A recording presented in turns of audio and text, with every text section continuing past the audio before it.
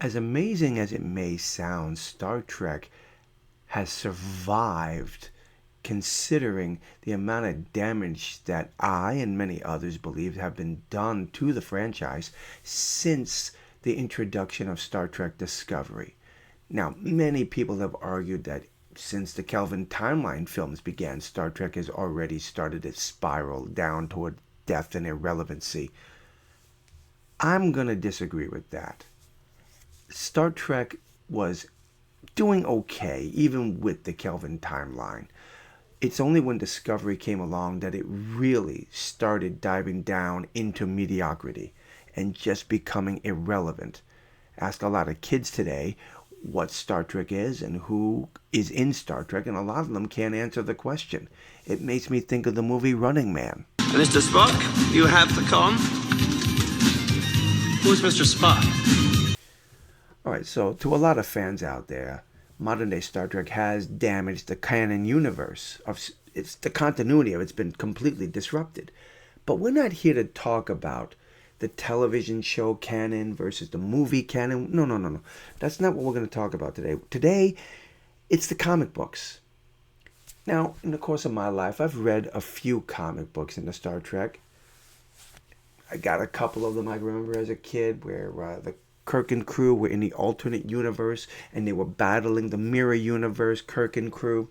And I seem to remember very well both Spocks from the different universes having a mind meld battle and the Prime universe Spock killing off the mirror universe Spock. Which now brings me to a question. Since, as I said, in that universe, in those comics, Prime universe Spock killed off the mirror universe Spock. Does that make any of this canon? It can't make it canon.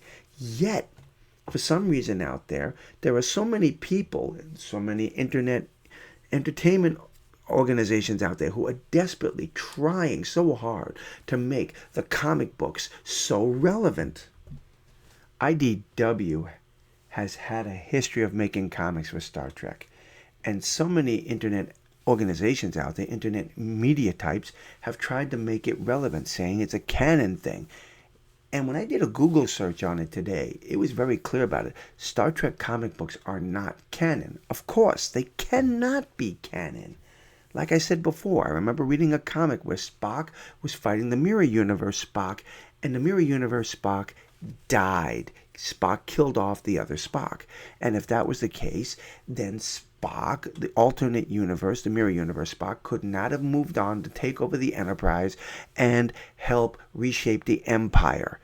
It's just ridiculous how these comics have gone so far and so many people want to thrust it into the Star Trek universe and say, hey, this happened, that happened.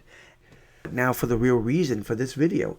It appears that, again, IDW wrote a comic about the last starship after the burn, and guess who is resurrected? So, IDW has brought back Captain James T. Kirk. You got that, right? We're talking maybe 900 years after Kirk's death. They brought him back. And we'll get to how he gets brought back here. But they brought him back to help keep the Federation's ideas alive after the Federation basically was destroyed because the dilithium crystals were ruined and they got cut off from the rest of the galaxy. But wait, it gets better. Guess who brings Captain Kirk back? The Borg Queen. Well, let's be clear about this now. This is not the Borg Queen that died in the third season of Picard. This is the Borg Queen that we were told to ignore in Season 3. This is Agnes from Season 1 and 2 of Picard. In Season 2, she became part of the Borg Queen, and somehow, some way, she was able to manipulate the Borg Queen into becoming a nicer individual. And now in the future, she is helping to bring Captain Kirk back. And it all has to do with the Daystrom Institute, or Daystrom Station, again, from Picard Season 3, where we saw that one room where supposedly Kirk's remains were. They were able to steal his genetic material to bring some kind of a copy of Kirk back. Set In the year 3069, the former villain has been believed to be defeated for more than half a millennium, and the new Borg representative, Agnes, comes seeking peace and willing to help construct a transwarp vessel, the titular last starship, to save the Federation for a price, of course. But the debut issue saved its best twist for last. The Borg's unspoken request to access the top-secret Daystrom station, according to a blood sample from Starfleet's oldest legend. Agnes uses Borg technology to restore the hero the Federation will truly need, Captain James T. Kirk. You got that right. Borg technology is going to restore Captain James T. Kirk. Sorry, if Borg technology is involved, it's not the captain. Okay, so this is the part I absolutely love. The rebuilt human body, as Agnes says, something new, a body remade from the recorded blueprint and mind filled with the latest recorded memories of James T. Kirk. But having achieved this remade Kirk through Borg science, the result is something that would apparently be an insult to call a clone. Is this the memory that they're referring to, the last memory that Kirk had? Being buried under all that metal on Veridian 3? He sacrificed himself trying to save Picard and trying to save the galaxy from Sauron. But at the same time, really, is this the last memory that they're talking about? I mean, honestly, this was the memory of a man who was burnt out and just so depressed about his life because he wasn't the captain of a starship anymore. The question that I have, IDW, is why are you bringing Kirk back for this grand adventure in a time frame that the majority of the fans can't stand? Why are you doing this? And it's apparently not going to be Kirk himself. It's going to be some kind of a replica, and it sounds like it's not going to be a good one. And the next question I have is, why is Screen Rant, and I believe CBR and Giant Freaking Robot, so hell-bent on trying to push the idea that this is canon? This is ridiculous stuff. See, this is what I'm talking about, how all these internet sites are trying to make the comic books more canon, and they're not. Star Trek fooled you. Worf wasn't the first Klingon in Starfleet, and this has come from Giant Freaking Robot. Ensign Kanan, Starfleet's first Klingon officer. Well, apparently this character was a pacifist. He betrayed the Klingon Empire and became an ensign aboard the USS Enterprise serving Starfleet.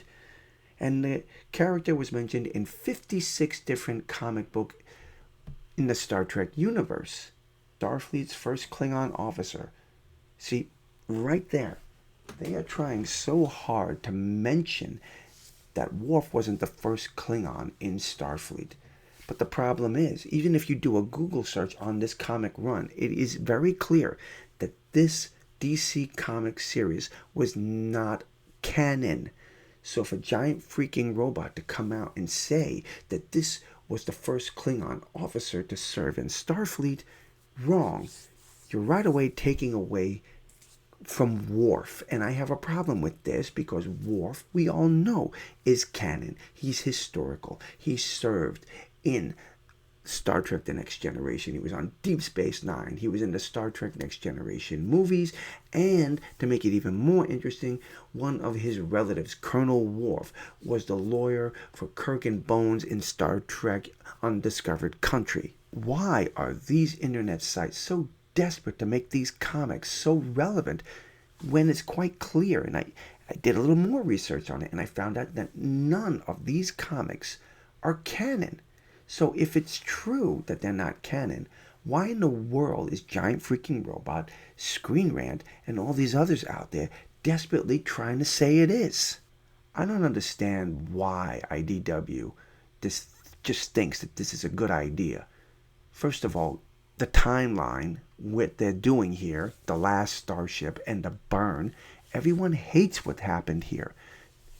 A lot of people just can't stand Discovery and what they did to the history of Star Trek. And to just bring Kirk into the fold on this is just a big mistake, I think. But that's just my opinion. I would love to hear yours. So please, drop those comments below and let me know. Until the next time, my friends, God bless.